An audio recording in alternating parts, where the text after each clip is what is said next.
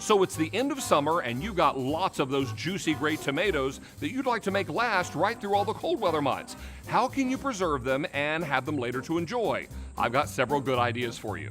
Now, first of all, you may want to think about traditional canning of tomatoes. Now, that's a pretty long and involved process, but it's a great way to make sure that they last throughout all the winter months. But you might want to try my recipe for canned marinated tomatoes.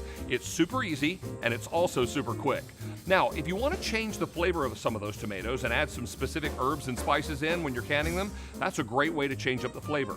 You could also take some of that fresh sauce and puree it with a little olive oil and make one fantastic tomato olive oil vinaigrette. Another option for preserving your tomatoes is freezing them. So let's say you make a great marinara sauce. You can freeze that in batches, either in freezer-safe bags or freezer-safe plastic containers. If you are going to use the containers, make sure you leave about an inch from the top of the liquid to the top of the container, because when liquid freezes, it expands and you need to leave it room to grow. You may also want to think about taking that cooled marinara and pouring it into several old ice cube trays and then freezing them.